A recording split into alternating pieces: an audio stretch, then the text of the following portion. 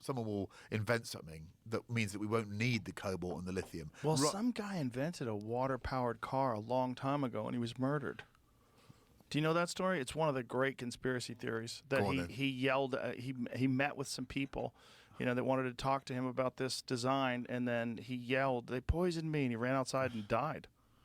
Jesus. Yeah, and then nobody ever heard about the water-powered car ever again after that.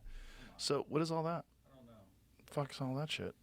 So the mysterious death of Stanley Meyer and his water-powered car. It's a wonderful conspiracy theory. I haven't looked into it enough to know how much of it is true. It looks like a Tamiya model underneath. Look at it. It looks like the wild one. Mm-hmm.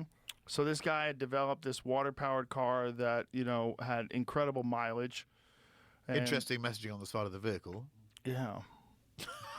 Jesus Christ, a lady?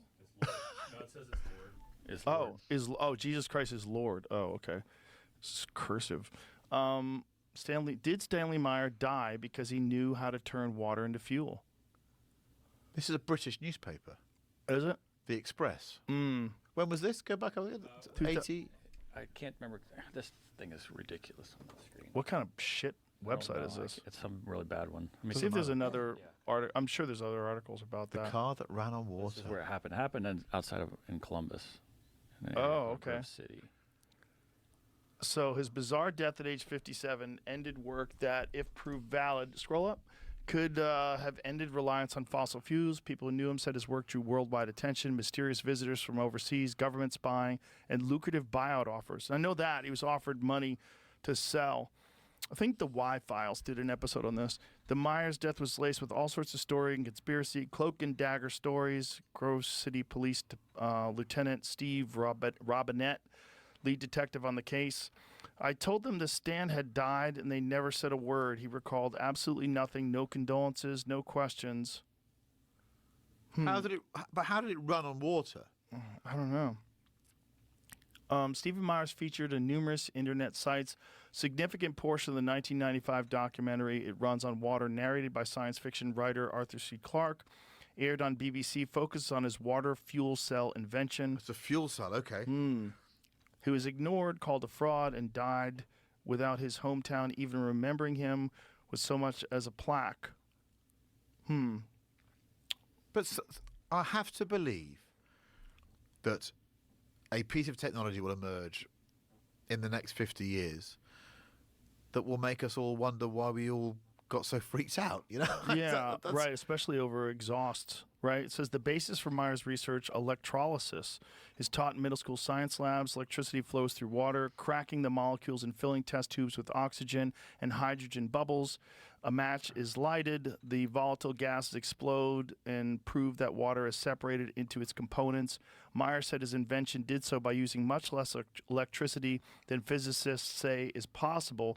Videos show his contraption turning water into a frothy mix within seconds. Takes so much energy to separate H2 from the O, said Ohio State University Professor Emeritus Neville Rie, a physicist for more than 41 years. That energy has pretty much not changed with time. It's a fixed amount, and nothing changes that.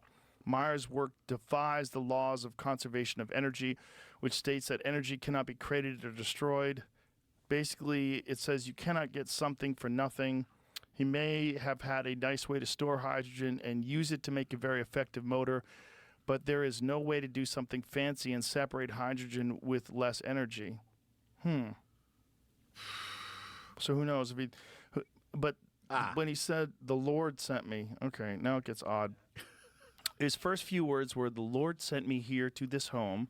I'd like to use your home as an experiment." Wait, okay, hold on. Myers' creativity seemed to peak when he met Charles and Valerie Hughes, truck drivers who lived in the Jackson Township.